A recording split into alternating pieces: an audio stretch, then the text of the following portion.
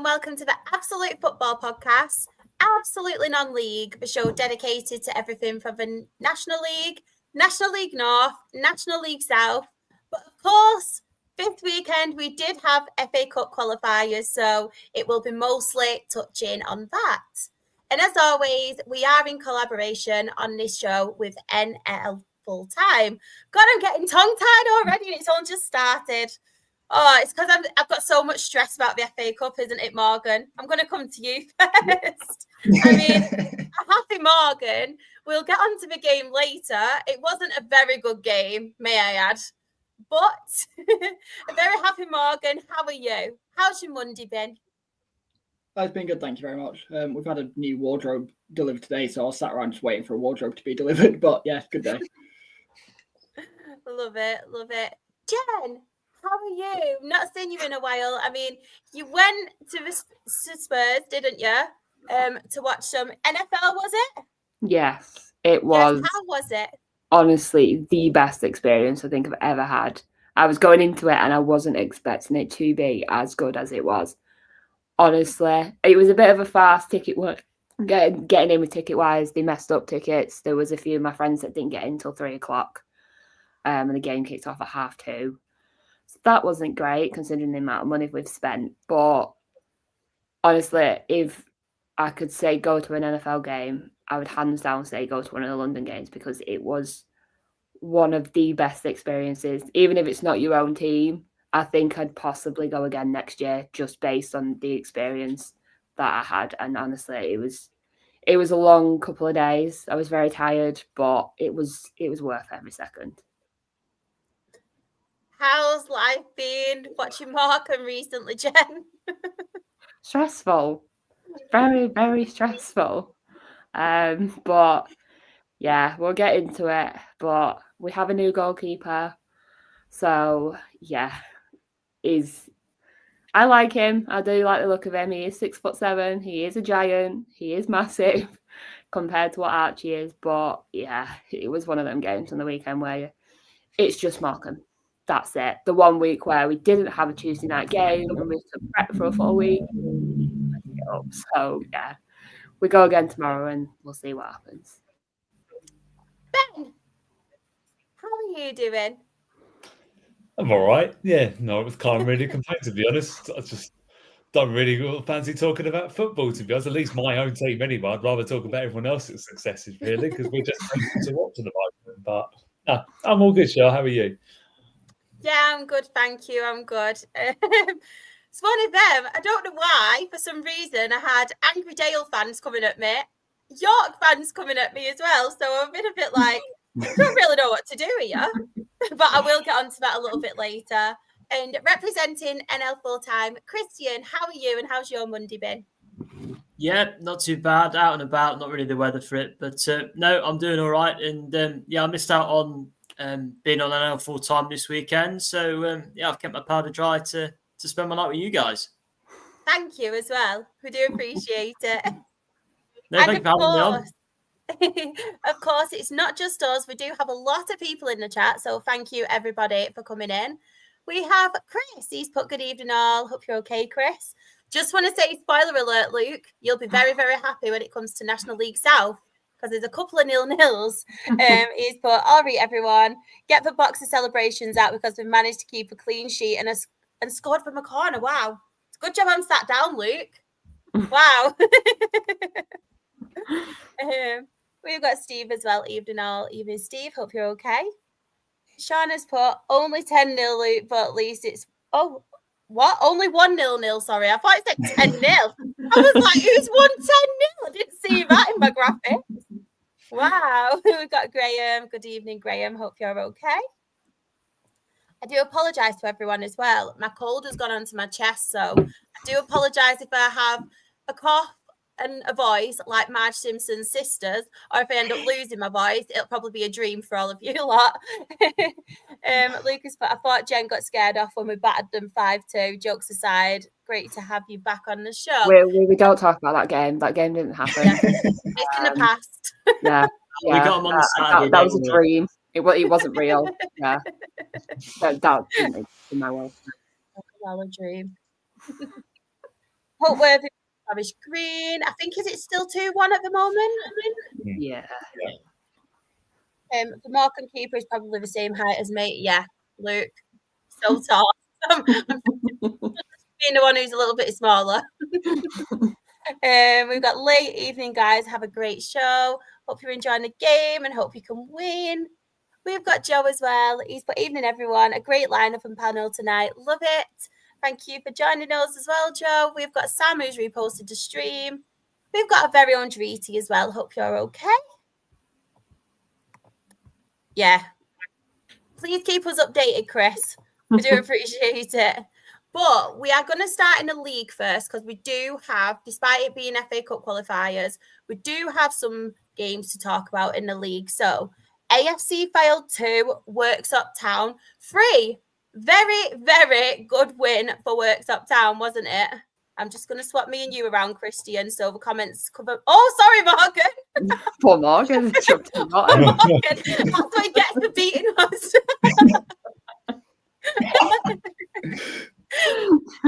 I mean, a little bit of a shocker result, to be fair, for AFC Fylde, wasn't it? I don't know who wants to speak about this one. Yeah, I'm happy to. Yeah, of course. It was a tough week for Fylde, really. They had the replayed or restarted game against Leamington at home in the midweek as well. The game they were winning 4-0 before it got rained off 3 or 4 weeks ago. And that one finished 1-1 up at Mill Farm. And then, yeah, they took the lead twice against Worksop. But Martin and Hughes, which a pairing that scored a lot of goals at step 3 for Worksop last year, they were both on target. Liam Hughes with the brace in the last half hour. And, yeah, welcome win for Worksop. It puts them in the top half, in fact. And I thought there would be a tough nut to crack at this level. They've had a poor run as of late. But, yeah, they seem to be enjoying it against the big boys. They've seen off Chester already. They've got a point against Spennymoor and Kidderminster as well. So they're obviously revelling being the underdogs. I think it helps as well that they've got, like I said, plenty of experience. Obviously, you mentioned Aaron Martin, Liam Hughes, both been and done it at higher levels. And in those sort of games where, you're playing against much better opposition, you're probably not going to have as much of the ball in that. You've got to have sort of a bit of game management as well alongside that. And I think that obviously that proven, to be honest. And Fylde are always very tough to beat at home. They've always built themselves on a good home record when they have been at National North level. So that's a stunning win. Probably arguably their result of the season so far for Worksop. Like I said, they're adapting to the level superbly at the moment, much better than I thought they would. And like as Christian just saying, getting into the top half, even at this early stage, and now with about nearly 25% of the season gone, they'll be absolutely thrilled with that. So yeah, that's a massive 3 points on the road. I'm just looking now at this slide in the north, and you see all of those goals, and it's so much different, isn't it, Ben, when we get to the south in a second? Don't talk about the south. It's really, really funny. I mean, Oxford, they actually got a 90th minute equaliser. Oh, no, it wasn't, sorry. It was Charlie who got a 90th minute equaliser against Oxford City. Oxford City obviously not doing the best at the moment. But yeah, Oxford City were 2-0 up, and then in the 57th minute, Charlie did get a goal. Then Oxford in the 67th minute went 3-1 up, and then in the I've completely missed this. Completely missed it up. Honestly, my brain's not processing today. Feel like because I'm chesty and I've got like a cold, I'm just not with it. Let me start again. Pretend that didn't happen, everyone. So, Oxford City, they did go 2-0 up in the first half. In the 57th minute, Charlie did get a goal. And then 62nd minute, they did go Oxford 3-1 up. But 67th minute, we got another Charlie goal. And then in the 90th minute, they did get an equaliser. So very, very good for Charlie. Now I finally got my words out. And then another one, I mean, I say a shock, but Radcliffe are having a brilliant season so far, aren't they? Kidderminster Harriers 1, Radcliffe 5. Does anyone want to speak about this game? I did see this was 4 set pieces, I think, for Radcliffe, which is quite concerning for Kidderminster. I know there's a lot of heat on Adam Murray at the moment, and I see one of his backroom staff has actually been suspended for making gestures at the home stand as well. So clearly not a happy camp at Agbra. The Adam Murray move hasn't gone well for him and hasn't gone well for Eastbourne either, having left them. So, really interesting one, Kidderminster. They were that one win away from the title last year, weren't they? It was in their hands on the last day. They couldn't get it over the line. They couldn't do it in the playoffs. And, a really worrying home result. You can't concede 5 at home. A team that's expected to do well. I'm sure the Agbra crowd are not happy, but Radcliffe up to 4th. So they have done it against a good team and a team that's been scoring goals. That's 5 on the road for the second time in a row, having done it at Merthyr a couple of weeks back. I genuinely go on, Ben. Sorry. I just think that we sort of knew that they would adapt a little if they could stay up last year.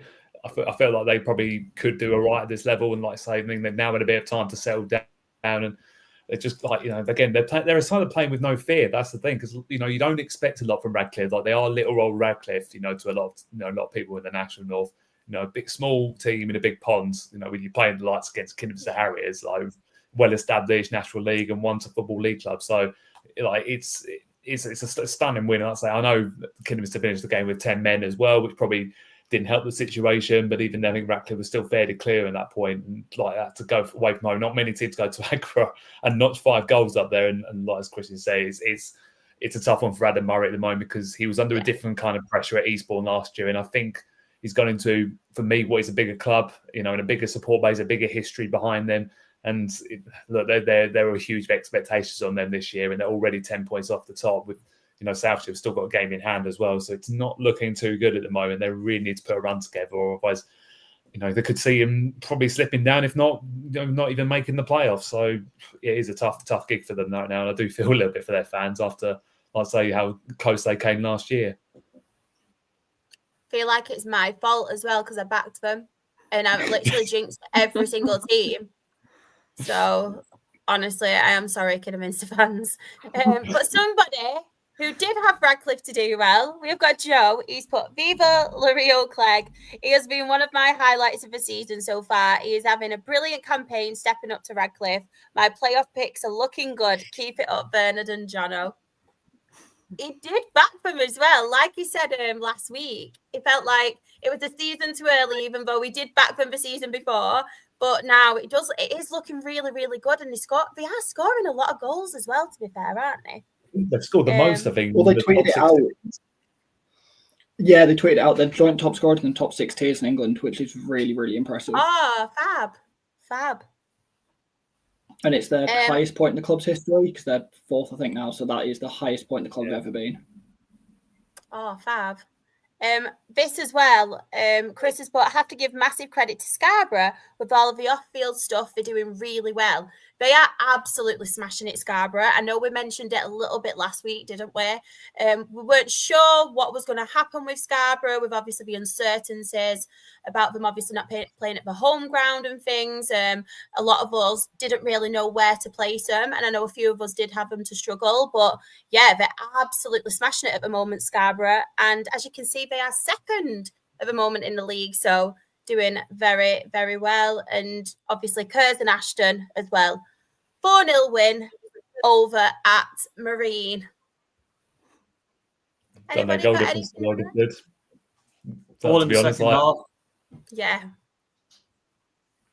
Yeah, I'll offer my apology to Scarborough. I said leaving the town, home form is going to go to pot, and they've won 6 from 6 at home. So credit to them. Moving to Bridlington. Marine, they're up and down, aren't they? I think they'll be all right, but they do have one of these in them every couple of months or so. I can think back to, did they have back-to-back 4-0s or 4-1s earlier in the season as well?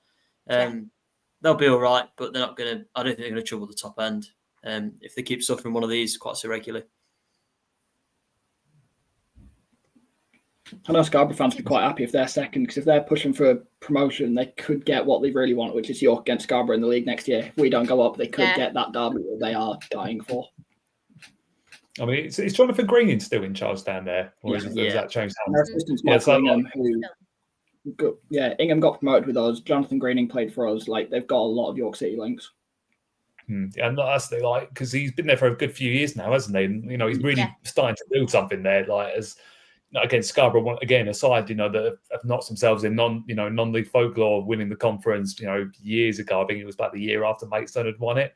So, they are trying to get their way back. And sometimes when you're playing away from your ground, I don't know, it maybe just takes a little bit of the pressure off the players a little bit, because, everything's all surrounding what goes on, and it almost allows the players to just get on with the job a little bit. But again, even then, I don't think anyone could have predicted where they would be right now. And I think you just got to enjoy the train while it lasts. And that's the thing, and the biggest thing will be when they start getting maybe a couple of bad results is, can they follow it up, and get back into form? That's the thing, because it's so easy to have a good start to the season, have a little blip, and then you just start slowly sliding down the table. And Jonathan Green, inexperienced enough, ex-Premier League, he'll have that in the back of his mind, think that he'll use all his experience he can to make sure that he keeps his players grounded, because they are huge underdogs at the moment. But like I say, them and Radcliffe have probably been the story so far this season, well ahead of some of the sides that we fully expected to be in the top 7. Yes, it's still very, still early days, and that it could all change so quickly in this league. But it's incredible, what Scarborough have done. And like I say, they're just taking off the wins at the moment, which is all you need to do to win the league.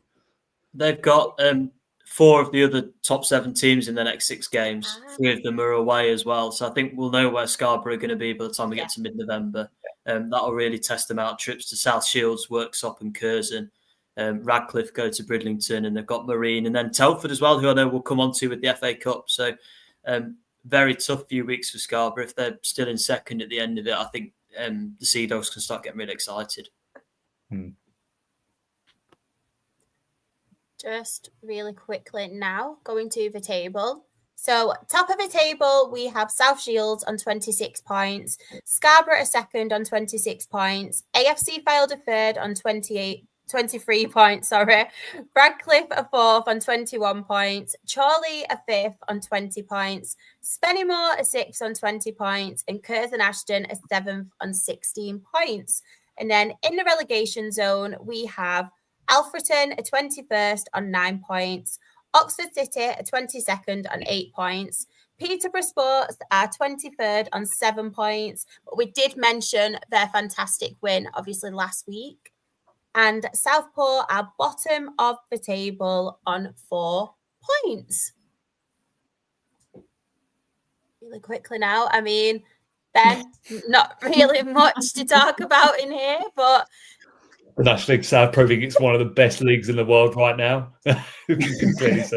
The contrast compared to the final day and the finish, and then you get a game week like this where it's just it's clearly we're missing Truro then, isn't it?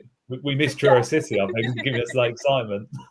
Yeah. Oh dear. Yeah, it wasn't a very entertaining one, put it that way. But I must say, very good point on the road for Dagenham and Redbridge, because a team that's been really struggling and conceding a lot of goals, but to go away from home against, for me, the title favourites at their own home ground, where they've been, very good so far, that's going to give them a world of good. That's going to do them a world of good. I know they've got introduced Terry Harris, who knows Dagenham at the back of his hand. As their assistant manager again. We had him for a good 2.5 seasons, so I know what sort of experience he brings and sort of, the style that he likes to go with. And obviously that will help Lee Bradbury quite a bit because he's still in a very tough period. It's all right going to get a draw at Torquay, but they need to start picking up a couple of wins. But that draw at Torquay will definitely have given their fans a little bit of relief all round to think, look, it's getting us out the slump. And they've really just got to start ticking off some wins. I've got Andy Carroll back now from suspension, so that's going to help them massively. And they need his experience really in this moment where a group of young players have been, on the back end of some very poor performances. So, hopefully that for them, it's the only way is up now. Just really quickly as well, I'm just going to read this out while we're on the Torquay and Dagenham game. Joe has put not to be for Torquay, probably upwards of 70 to 80% possession against a Dagenham side who set up base camp in their penalty area for 90 minutes. Our 100% record is now gone. Carroll superb for Dags. And this made me laugh as well. 2 goalless draws in 3 games. It's more like National Luke South this weekend. Everybody knows how much Luke loves a draw. So I will just leave it up for a few minutes for him. But anything else you want to add on this, Ben? Not really, to be honest, because I said the Dover Horsham one's pretty straightforward, to be honest. I mean, Horsham conceded very late. That would have been a good away win for them, and it would have taken them on the cusp of the playoff area. So, they would have been a little bit disappointed not to come away with 3 points in that. But again, Dover showing a bit of resilience at the moment, and again, it's just picking up a few results here and there, and still staying in the mix. Which again I didn't expect them to at this stage of the season. So they played to Jake LeBeau and his team, because they're doing a fairly good job at the moment. Back at this league for for first time in a couple of years. Right, so a quick clip. This made me laugh with Luke, bless him. Spat his drink out. He's so happy. At least it made someone happy. Famous for Maidstone. It doesn't make me happy though, seeing that. I know, I bet. No, the game was absolutely awful, to be perfectly honest. Like, there's, we don't talk about 0-0s. I know it was the typical 0-0. Very few chances. If anything, Cheshire will probably count themselves unlucky not to have come away with the win. In my opinion, I thought they had the better chances across the 90 minutes. I think, to be honest, the first time I actually saw their goalkeeper when he saved our penalty in the 93rd minute, I think other than that, I don't think we did anything to him at all. It's like almost after scoring a stunning goal at Dagenham last week to win the game, it's almost like our players forgot how to shoot. And it's like every time how many times the ball kept setting up for a shot and the players just kept playing that one extra pass out wide. And you just someone have a go, just try and get the crowd going. And I know it's the way George likes to play, but at some point you've got to go. Yeah, it was short. Actually, to be honest, that's probably doing a disservice to watching paint dry. To be honest, it was that bad. I'm glad I had that comment. I just spat my drink out.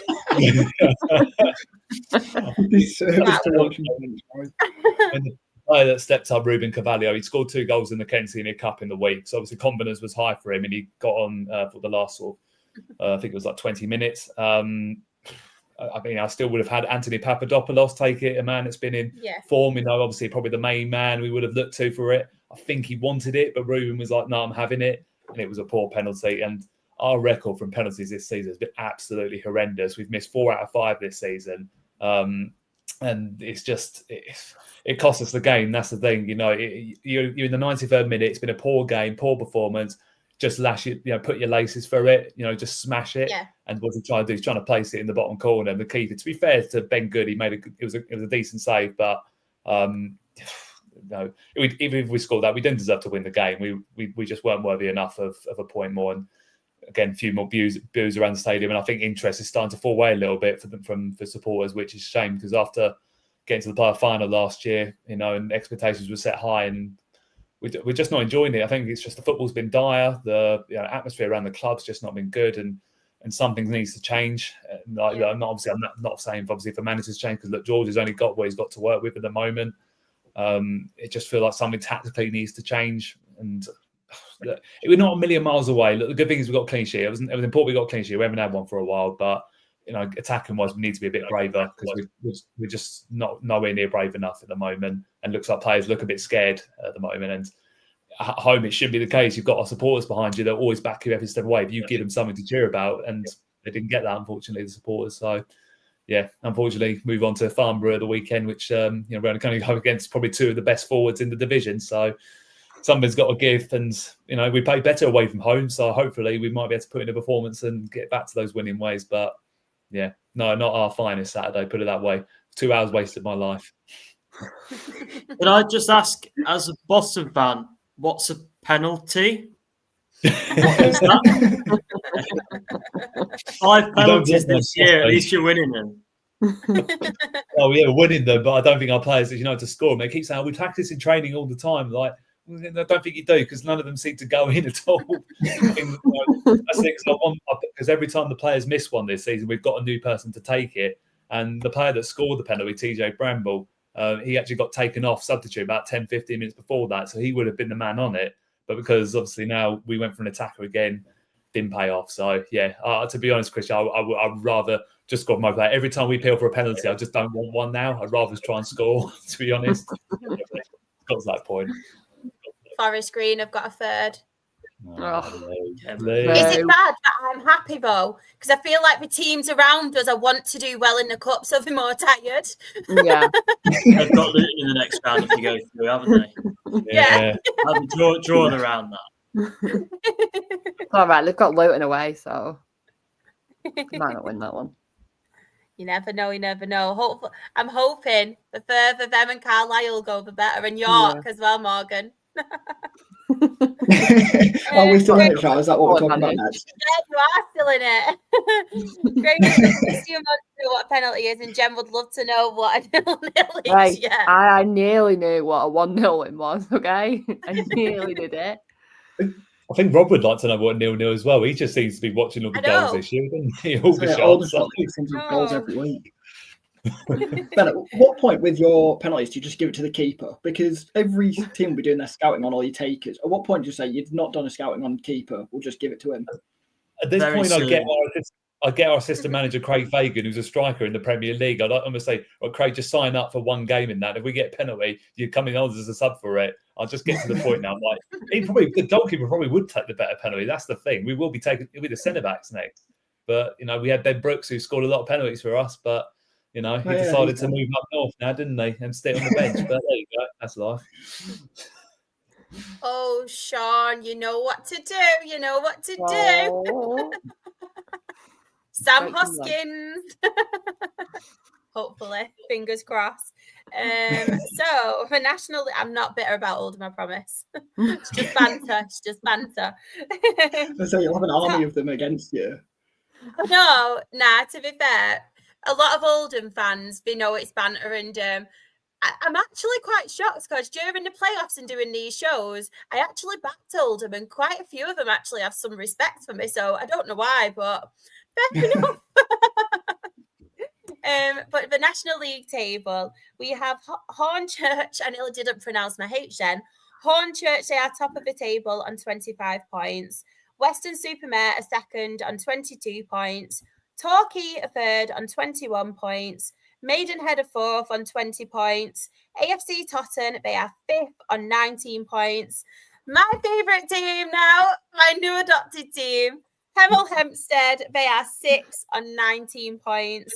Hampton and Richmond are seventh on 16 points. And then in the relegation zone, 21st, we have Dagenham and Redbridge on 8 points. Eastbourne Borough are 22nd on 5 points. Chippenham are 23rd on 5 points. And bottom of the National League South, we do have Salisbury on 5 points. Oh, honestly, like I said, Hemel Hempstead are my new adopted team in this league. Like, not Dorking anymore, not Slough. I love Maidstone as well, Ben, to be fair. It took you a while to get to Maidstone, didn't it? No, because you know, really. First, was it?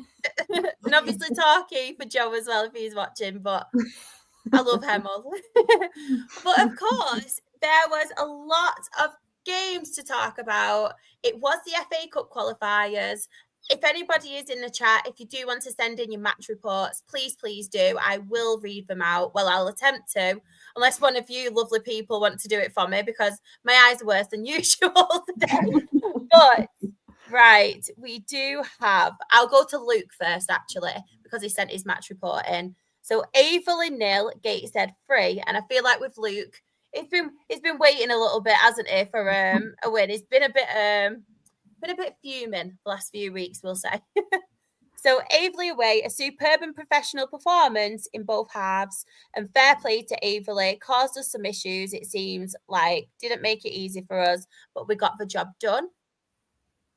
We've been drawn to Wimbledon away. Quite happy with that draw. It will be a very tough game and looking forward to it. Oh, Luke, are you going? Johnny Jackson's Wimbledon. Love that. Love that. As everybody says in the lower league show, the real Wimbledon, isn't it? But who should we start with? Morgan, I'll come to you first. Anyone here you want to give a mention to? Oh, there's a few of them. Farnham Sutton, watched that at the lunchtime kickoff. I thought Farnham were really good. Sutton looked really, really poor. And it was when I watched that, I was like, I'm not surprised Sutton are struggling in the National League because Farnham were the better team for a lot of that. Bobby Joe Taylor, who was at Dorking for a long time and has a lot of experience, he was absolutely fantastic for Farnham. And it felt slightly harsh. They got a 3-3 out of that. But I almost backed Farnham in that replay on Tuesday night because Sutton did look so poor, and it just kind of made you realise why they're struggling so much in the National League this year. So I think that one kind of stands out, especially with the amount of goals in there, with it being on TV, and it can try and get a few more people watching non-league football. I think, Farnham Sutton deserves a bit of a shout out. Christian, I'm going to come to you, but do you want to talk Boston or do you want to pick another one first to talk about? I'll let you choose whichever you want to talk about. We'll do Boston. So No problem. Boston Carlisle was the draw we all didn't want. We all said it before and we'll all say it now. But as far as we could have travelled, given we're quite central, certainly in terms of north-south, in that north section, if that makes sense. And one of the toughest games, clearly, in terms of the league position as well. And Boston were 3-0 down in 16 minutes. We're just not very good at the FA Cup. It's in the last 23 times we've had to try and qualify. We've got to the first round once. And that was when we ended up playing Rochdale and losing on TV when you got Newcastle. Before this, our last 9 cup exits in cup or trophy were against lower league teams as well. And we said at the start of this season that's something we wanted to fix. And as soon as we drew Carlisle, we thought, well, at least we'll not be losing to the likes of Gainsborough, Worksop, Baseford again. It is what it is. We lost to a good team. We didn't play very well. Not a great combination, really. And Carlisle go to Wigan in the next round, which I think will be really interesting. And I should just give a shout out as well, a bit of NL full-time pride for Dickie Wharton's Telford and National League North game. Yes. They drew 2-2 at Darlington the other week, and they were falling up at half-time in this one, 1-6-0. I know Darlington are pretty poor in the FA Cup themselves, like Boston, and really disappointing in front of a big home crowd for them. They made 3 subs before half-time. I think the midfielder Hatfield was injured, but Tom Platt, the captain in midfield, ex-Boston, and Toby Lees, the centre-half, was taken off as well before half-time. Whether that was tactical because they'd been poor or because they were giving up and were being rested, I'm not sure. But really, really disappointing for Darlington in front of a big home crowd there. But congratulations to Dickie. And I'm 99% certain it was Farnham or Sutton for Telford. So there's one of your all non-league ties in the first round.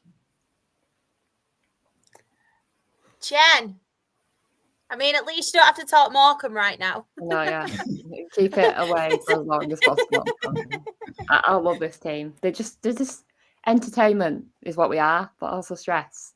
But the game I'd probably pick is Dorking Aldershot, because the fact that Aldershot got a huge win over Dorking, and it seemed like a fantastic game because most of the goals came during added time in the first half, and then they pushed on, they kept fighting, and Aldershot managed to get the winner. And fair play to them for taking it to Dorking, because it can't be easy to take it to them. And they did very, very well, but it'll be very, very bad for Mark White to be out of the FA Cup, because he loves that cup. He loves it. So, yeah, it is difficult, but fair play to Aldershot for doing it.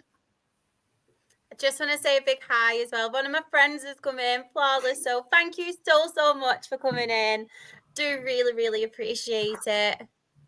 Then, any on here you want to talk about?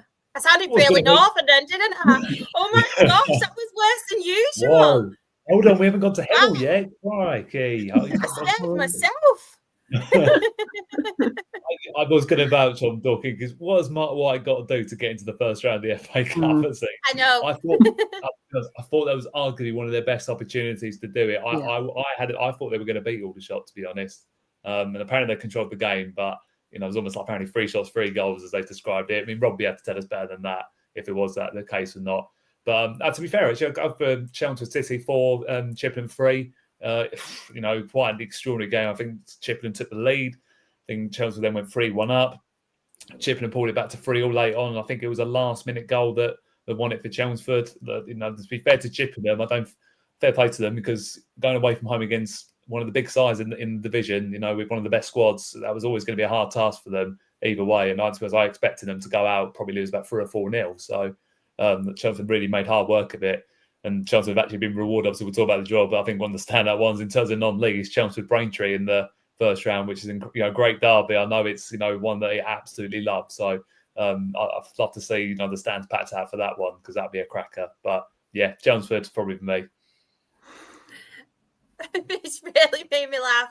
I'm not saying too much because we actually play them on Saturday, so it'll probably come back and bite me on the backside. But we've been waiting for you. And where was you last week? I know you said you fell asleep, but I've got a feeling you didn't fall asleep. I've got a feeling you just didn't want to come in. But thank you for joining us tonight. I am just really quickly going to go to the chat. So Sean has mentioned about his match report on Thursdays, but you'll have a mixed match report from me on Thursday, Shah. I cannot wait, but don't be giving me any spoilers away. Don't be doing that. Chris has put Farnham was so close to going through versus Sutton. I know. We have got as well Joe, FA Cup. What's that when it's at home? I don't know what that is. I don't know what it is either now. I don't. That's why me and you are at the bottom, Ben. Graham, clothes only counts in horseshoes and hand grenades, though, Chris. I think I've just starred that and I had no idea why, but thank you, Graham. I will read Chris's report out very soon and Steve's. But Steve has also mentioned that they do have Altrincham or Harbour at home, but wanted Wickham. It did. It's a winnable draw for them. Very good draw. Very good draw. Two late goals for Harbour. Yeah, it was 95th minute, was it? It was like 87, 95th, I think. It was really late. And Altrincham failing, like, they've not had a good start to the season. So at home, you're thinking they should win against team in lower leagues to kind of restart their season. It's just not happened for them. Obviously, they've lost Conclark a year ago. They lost Linney and they've lost a few other players, but their season just hasn't started yet. Be very wary of Harbour, I'd say. If they do get through, a team out of step 3 with money. I know that didn't work out for Spalding, that we'll come to. But we saw Kettering last year out of that league do very, very well. And Harbour, an awkward setup to go to and a very, very good team. They're also one of the clubs that did well in the FA Cup last year, got to the second round, didn't they? They narrowly lost to Reading. So they've got a bit of a fever for it at the moment. And like I say, I think I fancy them in the replay. I think now that they're at home, they've got all that advantage behind them. And they beat Bury there last year, I'm pretty sure, in full qualifying round. So it's a huge, ask for them still. But I think they might go into it with a bit of belief now that they can dispatch Altrincham. And I'll be very worried if I'm a fan of them going to there on Tuesday. I mean, just really quickly, if this happens, I'll never come on here again and I'll cry. I'll sit and cry in a dark room. Looking for a new host. Yeah, we will be looking for a new host if anybody is interested. After my performance before and I couldn't get my words out, I think Sam's probably looking for a new host now. Harbour knocked out Tonbridge in the first round last year. I'd rather play Altrincham. We need to chill out with the Harbour talk. I mean, at least I'm pronouncing my H's now. I remember this was the team last season where everybody laughed at me because I full on went Harbour. So I've gone a little bit better. I've turned a little bit posher now. So let's have a look. Jen, do you want to talk more? No. Before I talk, I don't want to talk Dale, so rock, paper, scissors. Both in the same boat. When you just go to a game and you just leave frustrated, annoyed. I thought you were just going to say, you go and you just leave. It's not that bad, surely. Bloody week. I'm just going for the food and the beer, lads. I was going for the food. No, it was one of them where going into it, I didn't really know what to expect from it because we've obviously had ups and downs for the past couple of months. We've had goals galore. It's one of them. But going into it, I was a bit like, right, let's try and get off on the right foot. Let's just win this, see what happens, see where we go. Because if we get just one win under our belt, it could push the lads on in the league to go and win a few more games. So Guion, who has come back from injury, scored in the 21st minute, which incredible. We were like, okay, we scored. Let's try not let them score in the next 5 minutes. That would be great because That's usually what happens with us. And we managed to hold on for a very, very long time. We had a few misses. Jack Nolan missed, Emerson Sutton missed, and it's one of them where you're like, if they would have just put one or two of them away, the game would have been dead and buried. I've always said, if you're winning 1-0, there's a chance that you could lose that game. And they managed to score in the 95th minute. You literally I didn't realise it was that late. Write it. It was literally 5 minutes at a time, and I was like, I can't do this. I actually can't do this. They're going to score. And they managed to score in the 95th minute. And just to top it off, even better, the guy who scored was called Shrimpton. So you literally couldn't write it any better if you got a script. But it's one of them. I was just like, right, we got a replay tomorrow. Let's just go to Chester and just bury it within the first half an hour. Score 2-3, put it to bed, move on. So yes, the 1 week where we didn't have a midweek game and we actually had a week to prepare for Saturday's game, we had to go and ruin it. But it's one of them where it's Morecambe. We don't make it easy. We'll never make it easy for ourselves. But yeah, it was frustrating, but then you've got to think we've just got to go and do it again tomorrow and we'll see what happens. But it's one of them where you know some players have missed the open goal. If they just would have buried them, it would be a totally different story today and be looking forward to, definitely not Cambridge away in the FA Cup. But yeah, it was one of them, but it's hard as a Morecambe fan right now. But we've got a new goalkeeper, Jamal Blackman. He is huge, like genuinely huge when you see how big he is. I mean, it did make me laugh last week when Liam signed him and he came home and said he's 6'7". Liam is 5'4". So the size difference there was a little bit, and that's why Jamal is sat down when he's announcing him, because there's no way Liam could have taken a picture of him stood up. So yeah, he's a big, he commands the box very well. He just made one little silly mistake and it happens. It's goalkeeping. But I generally think with him in the middle of the sticks, I think we'll be all right. And fair play to Archie. He's took it well and he's there for Jamal and helping him to get up to grips with everything. So fair play to Archie for being put on the bench so well. But yeah, he's a big guy. Let's just put it that way. Compared to Archie, he's very, very big. But I'm excited to see what he can do further down the line. And let's just go to Chester tomorrow and hopefully win and then see where we can go from there.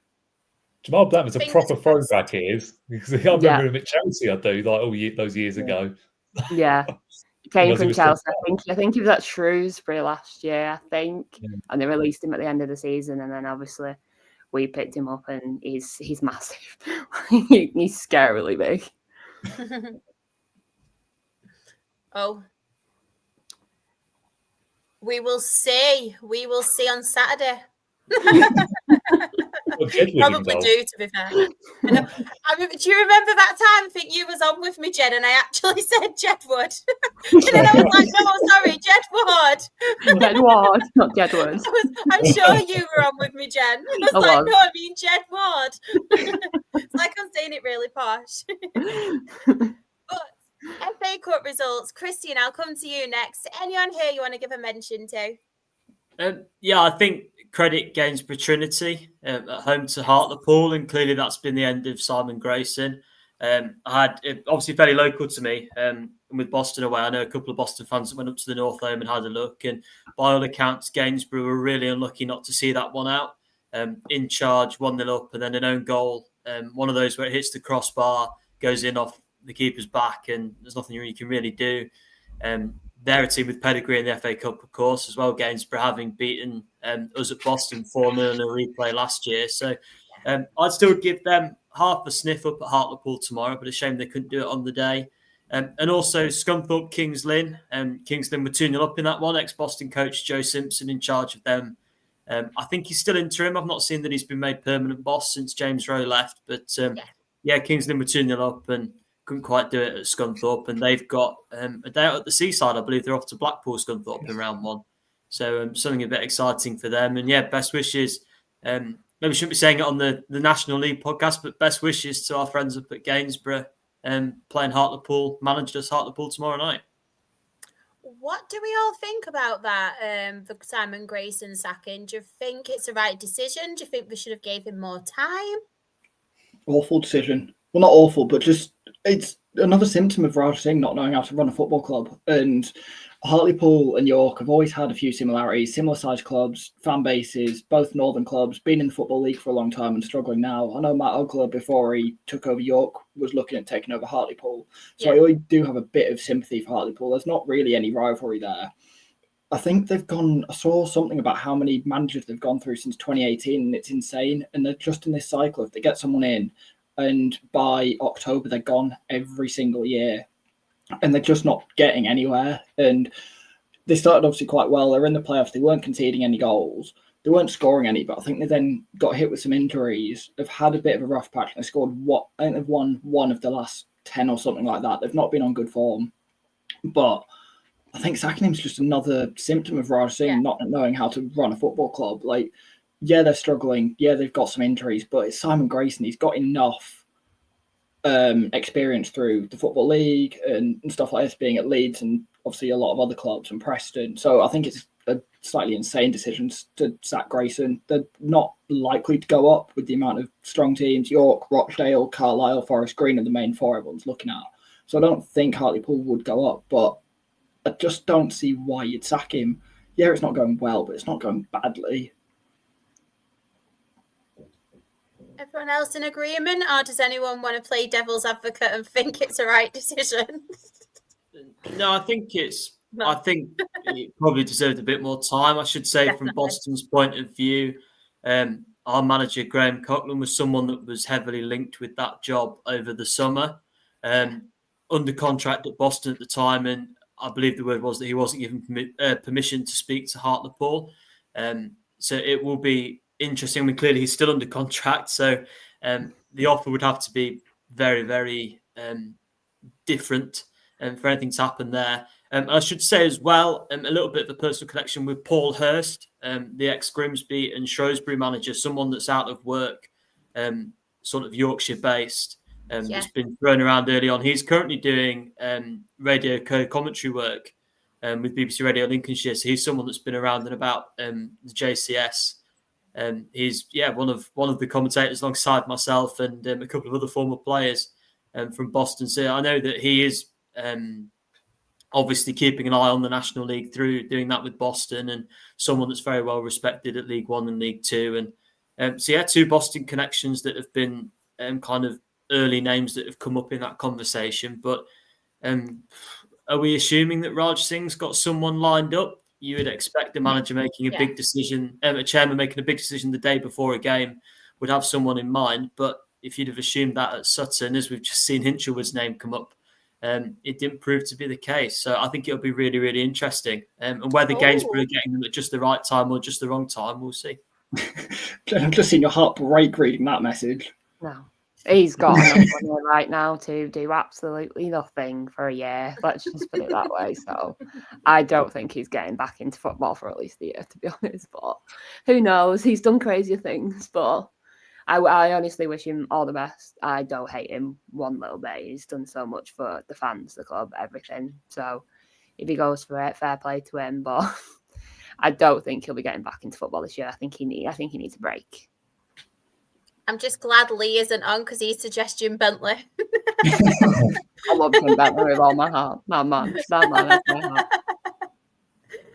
Morgan, anyone here you want to give a mention to? Do you want me to touch on the Rochdale York game first, or do you want me to do something else? Go on then. I mean, you were at that game. You were there, I wasn't. You'd have far more to talk about. I was trying to not talk about it. Honestly, it was one of the most boring games I've ever seen in my life. Oh, great. Honestly, right. I fell asleep. I fell asleep at some point. That first half, was honestly, it was so boring. Don't get me wrong. And it's one of them where obviously we're two footballing sides. We like to play the football on the floor, don't we? And stuff. But honestly, I was watching it and I was almost falling asleep in my pie. I really was. And then second half, don't get me wrong, it really did improve. If anybody hasn't seen the first Alex Newby goal, please do. Absolutely brilliant goal. As soon as it hit it, you knew it were going in. Honestly, really good goal. Keeper had no chance with that. And then Desiree, Manny D. If anyone's going to score for Dale, it's going to be Manny D, isn't it? He obviously got the equaliser. It was a tap-in. And then a little bit, we'll say a little bit of a, I don't want to be too harsh, a little bit of a mistake from our goalkeeper, who we did have on loan from Barnsley. It was an emergency loan because obviously our keeper, Ollie Watmuth, was on international duty with England under 19. So we've got him in for the week, and it did make some really good saves in the game, to be fair. But this one, it did fumble it. Alex Newby was there, but I feel like our defenders could have helped him out a little bit better as well to clear the ball. But it happens. It's one of them things.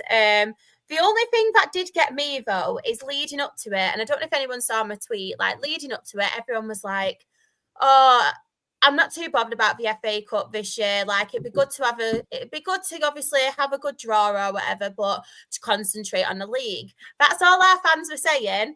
And then come 5 o'clock, when we're at the FA Cup, I won't say all of them, because it wasn't all of them.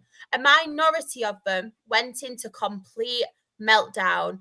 Oh, we're getting beat by another top team, blah, blah, blah. So I said to him, I was like, we're getting beat by another top team. We've just beat Carlisle and Forest Green before this game.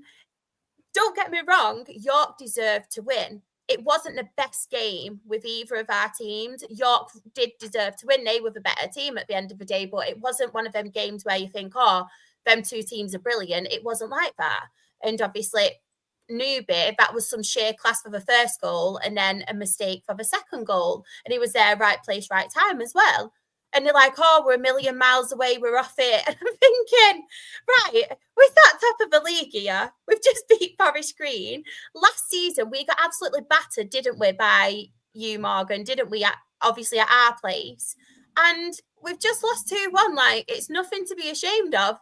Don't get me wrong, I love the FA Cup. I would have loved to be in the first round of the FA Cup because it's one of my favourite competitions and it always has been from being little.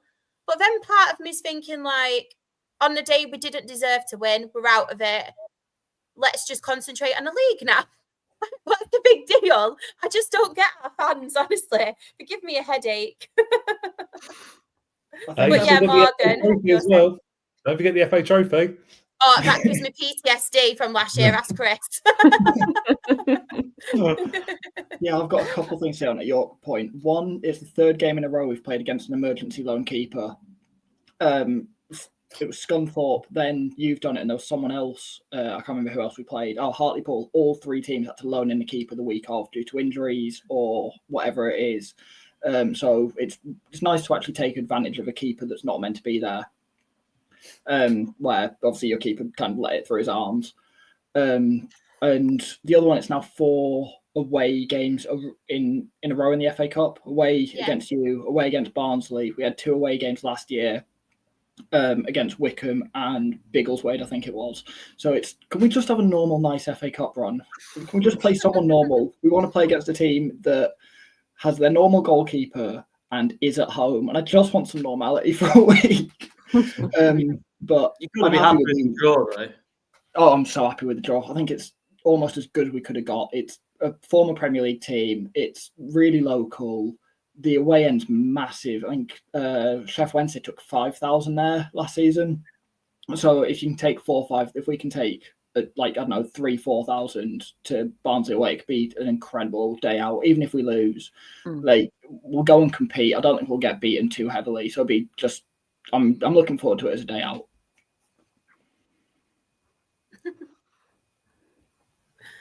God, that's over with. I don't know what you're talking about in the chat. I'm hoping Kyle Ferguson doesn't break the shins of any of our best players, because we do not want injuries on any players, whether it's our own team and stuff. That is nasty. So, like, be having less about you're on your first warning, I'll kick you out. Morgan, I'm going to come to you again, though. Any other ones you want to talk about? I mean, you did get me good then, because I thought we'll talk about a different team and save Dale till last. Malden and Tiptree deserved the nod. Yes. Obviously, today's draw, they were the lowest ranked team left in it. To get an 8th tier team in the first round proper is amazing. So I don't know much about Flackwell Heath, but obviously the people of Malden and Tiptree will be really happy to get through that. And they got, is it Port Vale away they got? I think it's Vale. Which, to get one of the most historic clubs in the English football pyramid, I think Malden fans will be really, really happy with that. It's a long journey, because I think it's Essex up to Port Vale, so it's a long day out. But to get through that and get one of the oldest teams in the football pyramid, Malden deserve their flowers. Ben, I was going to go. you want to mention? Yeah, I was going to mention Malden. To be fair, I mean, like, to be fair, like, now with their draw, there wouldn't be any reason for me to write them off, because they've gone out, you know, this year with a brand new sort of ambition. They've got new owners. They've brought a lot of experience into that team. You know, you've got Elliot Justin, who was National League not that long ago for Dagenham. You've got Freddie Sears, ex-Football League. You've got Macaulay Bonds now recently just joined them as well. There's a lot of good players in that side, you know, that played at a higher level, and they're doing really well in the league at the moment. So they may see it as a sort of distraction, but it's a good chance for them to really, you know, showcase themselves at the moment for where they want to go. And that's a cracking draw for them away. But yeah, no, big win for them.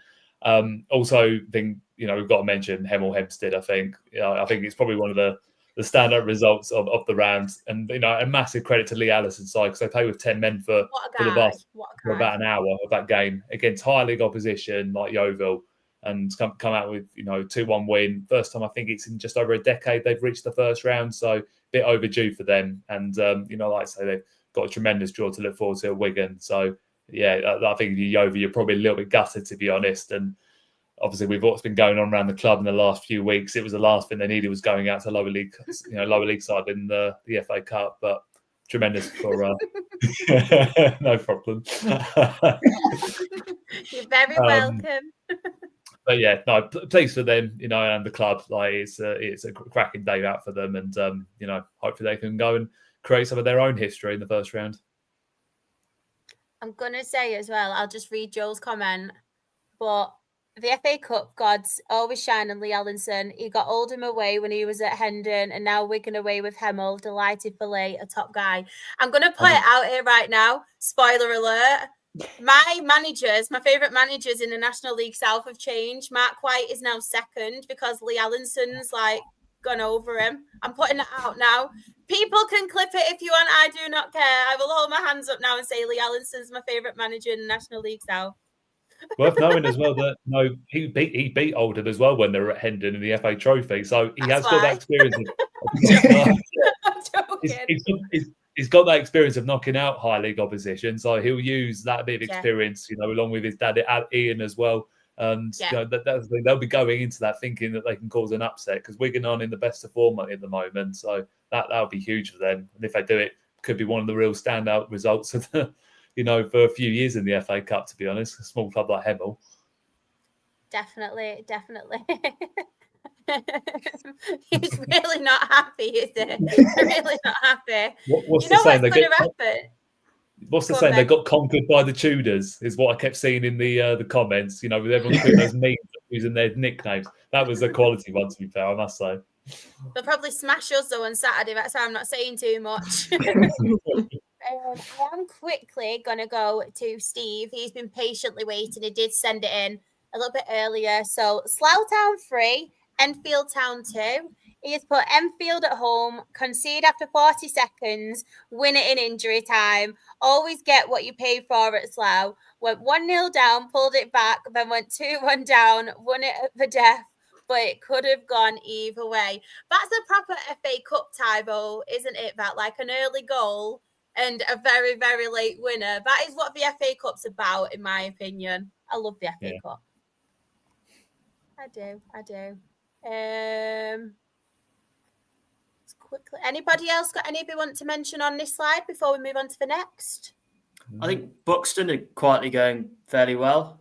4 wins in their last 5. They've got Chatham at home in the next round. So I just wonder whether Buxton might be the one this year. Obviously, pending the second round, they get through and get a really big game.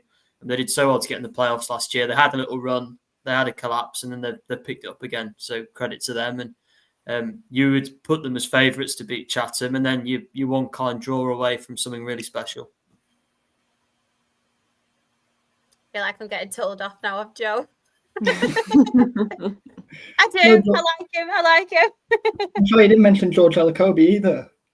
No, he's in there as well. Everyone knows my love for Mark White, and I feel like Lee Allinson's topped him. And that's a big statement for me because everybody knows my love for Mark White. George is just a big cuddly bear, he is, Morgan, to be fair. I think he's right up shot. I won't read it out, but this is the part. I won't read it out, that though. I'm not gonna. Don't want to get banned. I am really, really quickly though going to read Chris's match report because he has been patiently waiting, bless him. So Spennymoor Town 0, Billericay 1. So he has put Billericay at home, Moors are through to the first round, first proper round of the FA Cup, but not without a headache. Goalkeeper Brad James and defender Dan Rowe. Is it defender? Yeah. Yes. Yeah, Dan Rowe. I was thinking like DF. I was like, I'm sure it's defender. Dan Rowe had to come off injured. Only goal of the game came in the second half. Honestly, I'm having a mare today. I don't know if anyone can hear my voice as well. I'm getting more like Madge Simpson's sister. When Rob Rumshaw scored on the 64th minute, and new loan player Ethan Robson from Carlisle United crossed in the ball, and Ramshaw headed the ball into the back of the net. And he's also put, Billericay got a penalty in the 88th minute, but young goalkeeper Ryan Johnson saved the penalty. Unbelievable end to the game. Oh, love that. Love that. Right. Who should I ask? Jen, any on here that stand out to you? Or just any you want to give a mention to? It's got to be Wheelstone. Whitstable? Whitstable, yeah. Whitstable. That's what I wanted to say. I didn't want to say it wrong. But yeah, I've got to give credit to Wheelstone because they absolutely fashed them 5-1 into the next round. And I think it's good for them to be where they are at the minute. And yeah, it must have been a cracker of a game to watch. It was Sam Cox's birthday as well. I think, was it the day before or a couple of days before? So very nice birthday present for him. Yeah. Yeah. Christian, any on here you want to mention? Yeah, just a quick one for Hyde away at Tamworth. Yes. They did what so many teams do at Tamworth. They couldn't score. They conceded a header after about an hour, but it was Ben Milnes, probably the smallest player in that Tamworth side, the captain. Creative midfielder, he headed in. So, yeah, Tamworth through in the FA Cup again at the expense of Hyde. Tamworth home to Leyton Orient in the next round, which I'm sure the TV will be interested in again. So, yeah, good work for them. Very Tamworth, isn't it? 1-0 at home. Morgan? Woking Brackley, just because of who they've got in the next round. Obviously, they have the replay on Tuesday night, but if Woking get through, they get Notts County. And that just stood out because it's Neil Ardley's current team against one of his former teams. And obviously, he's been around the block a bit, being at York and Solihull and Notts County. So it'll be nice for him to face one of his former teams if they get through on Tuesday. And Ben, any on here? It's got to be Chatham Town for me. For 97 years in the making, they've waited for that moment to get into the first round proper. And it's always funny to see Tunbridge lose as well for me. So, but yeah, for Chatham, I mean, to be honest, I know you say, Christian, obviously Buxton going to it favourites. I really wouldn't rule Chatham out of the equation because they are a very good side. They are. I mean, I watched them in the second qualifying round against Ashford and they like to play along the ground. They've got some very good young players in that side. And that's the thing, they're actually quite a joy to watch. And I think, if you see that, I think some people might have seen the third goal that Champ scored. Their lads run about sort of near 40 yards and that, got for about 3 players and squared it on a plate for his mate. But it's an extraordinary day for them, and they'll go to Buxton again. Like I say, probably for the first time in their cup run. I mean, maybe ever so slightly. There's probably the underdogs, and so they'll probably think, you know what, like if we win this, you're only 90 minutes away from the third round, and I think I don't think they've reached the. Well, they haven't. Well, I think they've reached the quarterfinals once in their history, but it was like back in sort of the late 1800s. I'm pretty sure. But yeah, it's a remarkable day, and obviously, Jen mentioned, I'm gutted a bit for Whitstable because, that was the first time they'd reached the full qualifying round. But playing aside, 4 divisions higher was always going to be a massive ask for them, particularly with the good start Wealdstone have had this year. But, no disgrace going out to Wealdstone at that stage and going down 5-1. At least they got a goal for the fans. That was the main thing. But, they can start focusing on their promotion in the Southern Counties League now. So, but yeah, Chatham are the headliners for me. Really quickly, going to go through the draw. So I might read them out actually. So first one, obviously, Weston-super-Mare versus Aldershot. Then we've got Salford City versus Lincoln City. Gainsborough Trinity or Hartlepool versus Accrington Stanley. That's a pretty decent one. Colchester United, MK Dons. Tranmere versus Stockport. I mean, I know obviously that's a little bit of a tasty one, isn't it? Pretty local. Wigan Athletic versus Hemel Hempstead Town. So that's a very, very good draw for Hemel Hempstead. And it is actually at Wigan as well. So it'll be a really good day out for them. Newport County versus Gillingham. Then we've got Cheltenham Town versus Bradford City. Barnsley versus York City, Morgan. I mean, are you looking forward to that one? 100%, like massive away end. We can just take as many as we want. I know we took 2,200 to Halifax last year. It's basically York fans can just kind of take over that away end as many as we want. And it's like 15-minute walk from the station I was looking earlier. So it should be easy enough on the train, and then we can just kind of make a bit of a day of it. Excuse me, why don't you come and see me at Rochdale, but you'll go to Barnsley? One's a bit closer, isn't it? Is it because I'm in Rochdale? You thought, nah. Because I told everyone you're a hooligan. Didn't want to be arrested, did I? Yeah, we were waiting for you. We've got Reading versus Carlisle United. Bromley versus Bristol Rovers. Peterborough United versus Cardiff City. Oldham Athletic versus Northampton Town. I know Sean did mention that in the chat. Crewe Alexandra versus Doncaster Rovers. Tamworth, we've got Leyton Orient, Stevenage, Chesterfield. And we've got Boreham Wood versus Crawley Town. I mean, to be fair to Boreham Wood, they're no pushovers, so I reckon they can have a pretty good chance. I think if I'm being honest, they're the favourites in Crawley. I don't think Crawley are going to got a sniff. Yeah. Just really quickly. Was Morgan one of your fans that sent me back on the train? But no, it wasn't. He didn't go to vet. He's not a hooligan. I was just joking. He's a sensible boy, our Morgan. We don't have any hooligans in the podcast. Just Clara. She's still in here. I'm joking. She's not a hooligan, I promise. Farnham Town of Sutton United versus AFC Telford United. Then we have got Bolton Wanderers versus Huddersfield Town. Chelmsford City versus Braintree Town.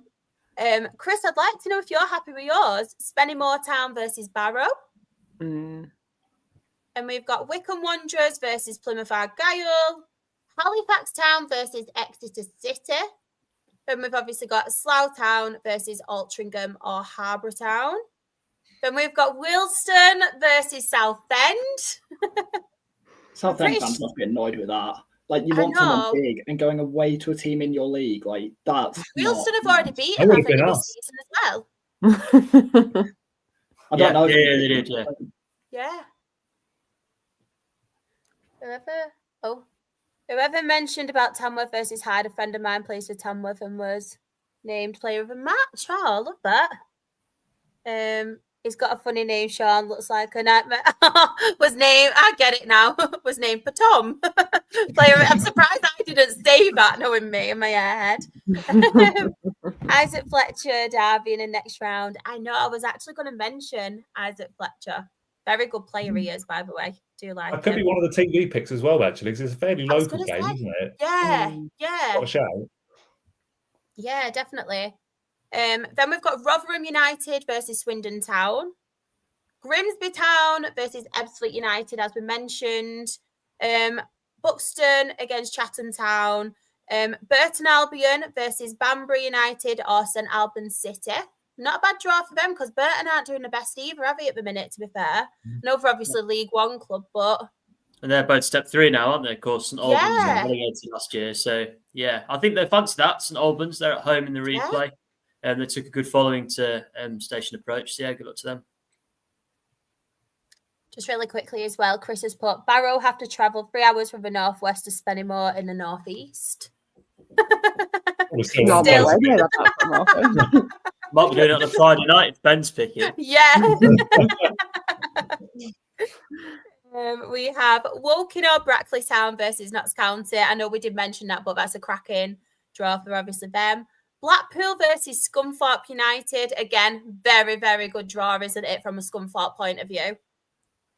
Especially Blackpool, because I don't think they probably will have a manager by then, but they've just recently sacked Steve Bruce as well, haven't they, Blackpool? They're not doing too well in League One at the minute, which I was quite shocked about because I thought they recruited pretty well, to be fair. Just looking at the chat. Where are we up to?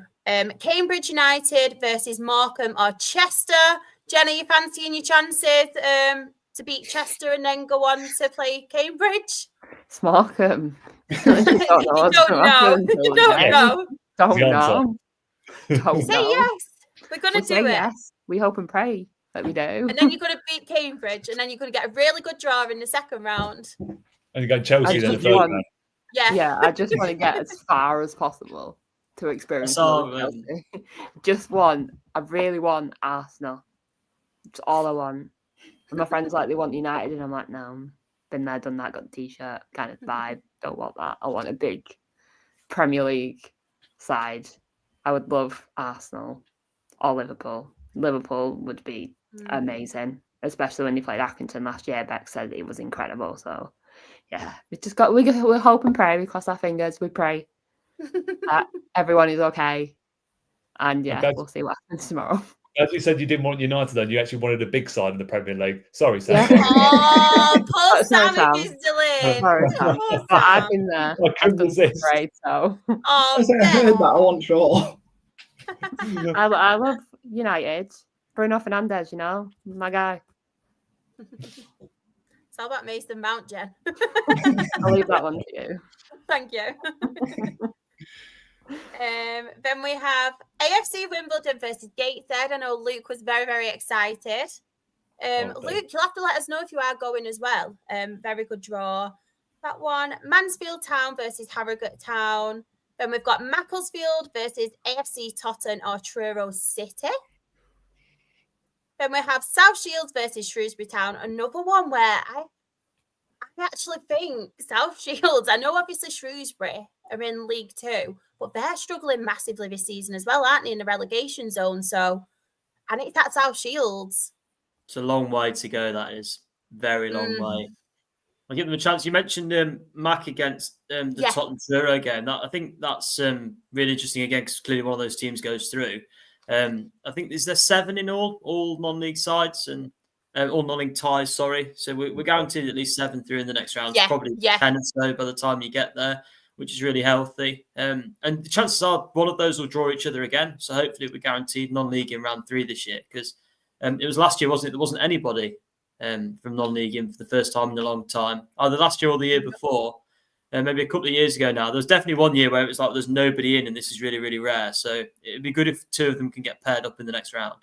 I hope so. I love it when the non-league clubs are doing us proud in the FA Cup. I know obviously, Ben, you've done it for us, haven't you? The last one, so. Yeah. Don't need to do an exclusive club in the 5th round, eh? There's not many clubs that have done it. So. Just think, Ben, if that wouldn't have happened, you wouldn't be on here with us because that's how you came on here. That is true. I bet you're fuming it happened now, aren't you? Hey, we need that 12th non-league club, to get into that 5th round. So I'll say only 11 have done it since the Second World War. But like I say, I'm not one with you, Shai. I always love seeing the non-league sides do well. We're lucky we've had that run now, and I'd like to see someone else have a go at it. So hopefully we get some presence going much deeper into the competition this year. This is what Joe said as well. John Askey potentially going back to Macclesfield, where he is regarded as a legend. Oh yeah, I forgot And about that. yeah, I like John Askey, me. Fleetwood Town versus Barnet. Then we've got Port Vale versus Malden and Tiptree, and then Eastleigh versus Walsall. All of them. Feel like I could be one of them people reading the draw out. I definitely couldn't. But sorry guys, I'll whip out a Yeovil 2, Sunderland 1, 1949 next year for non-league. You go for it. You Much go appreciated. for it. And Sean has put, we don't mention Kettering, can't stand them after last year. Oh yeah. Oh, I was at that Sean. game, and I won't mention it. Please do. Ian. Let's go through it again, just for Sean's benefit. Bless him. But yeah, that's the end of the show. I mean, it's absolutely flown by. So thank you everyone for chatting. Thank you to everybody in the chat for joining us. But as we mentioned before, this is a partnership with NL Fulltime. So Christian, where can we find all the podcast stuff and also your own work as well? Yeah, so NL Fulltime. It was Joe actually who's been on the chat tonight. He hosted yesterday, which is really exciting. And I'm about halfway through listening to that one, half in preparation for this. And he did a really good job. So please do go and listen. Bit of a different flavour this week to NL Fulltime. Spotify, you can find us in all the usual places on social media. I'm on social media as at Boston United Stats. And this week we've got 2 really exciting home games to look forward to. We've got Scunthorpe in the Lincolnshire Derby on Saturday. And then Jens Morecambe come and visit us on Tuesday night. So I'm on the microphone. Love it. On the microphone twice this week. So looking forward to it. I think we've got Rochdale soon as well on the horizon. I was going to say, I'm sure we've got each other. Yeah. The middle of November. I think that's Armistice Day, which if there are any other stadium announcers out there, you'll know that's the most stressful day of the year. And we've got Rochdale in town. But there we go. So exciting weeks to look forward to. Hopefully rest the vocal cords and it'll hopefully be a good one. Love that. Just really quickly as well, Joe has put a great show, everyone being a good watch. At least we know now, if I do get sat by Sam, Joe can host. Oh, I wish you'd stop mentioning that, because guarantee he scores against us now. Just stop it. We'll take him. Just for the bounce. We've got 35 players now. I say you don't need any more, do you? I know, I was going to say, Jen. 2 players to 35. Morgan, where can everybody find you and your fantastic work? So you can find me on Twitter at _Morgan_Bruce, and you can find my weekly match previews for York City games on the York Press website, and hopefully be doing more DAZN commentary in the future as well. And just to clarify again, anybody watching this, I promise Morgan is not a hooligan. Not that I know of anyway. Own Stone Island. Don't own any Stone Island, it's fine. No, not yet. Not joking. Yet. Maybe for Barnsley. Let's hope you don't get to the 3rd round then, because then at Christmas, you'll be getting your Stone Island. Well, actually, I would like that, because it means we've got Boreham Woods. I think Boreham Woods that weekend. I'd rather go to a 3rd round game than Boreham Wood. Fingers crossed for you. Jen, where can everybody find you? And obviously the podcast as well that you're on with Bex. Yeah, so you can find me on JenHunt_ on Twitter, Instagram, TikTok, all them good places. We are taking a little bit of a break at the minute with Girls in the Grandstand, just because the races have been absolutely terrible. That we have had nothing to talk about. You're not having a great time, are you, Jen, at the minute? With football. There's not much going on in my life. Cleveland Browns are 1 and 5. Markham are just Markham, and everyone's just not being good. So yeah, it's going great in my life right now. But yes, hopefully we will be back in a couple of weeks with a fun little quiz for the end of the season. But yeah, we will hopefully have a few. Maybe Austin will be exciting this weekend. Who knows? We could be back on Monday. Who knows? But we'll see. Ben, where can everybody find you? I'll keep it sweet and simple. It's Ben Stones FC1 on Twitter for everyone. If they do I want hope any that sponsors, happens. I will take on a sponsor. Even Stone Badging. Island. Yeah, I'll get the badging. Don't be paid, it's fine. Just wanted to say as well, thank you to everybody in the chat for your kind words. And if anybody wants to follow me, I am SharXREFC. That is on Twitter, TikTok, Instagram. My Her Game 2 stuff is Rochdale HGT.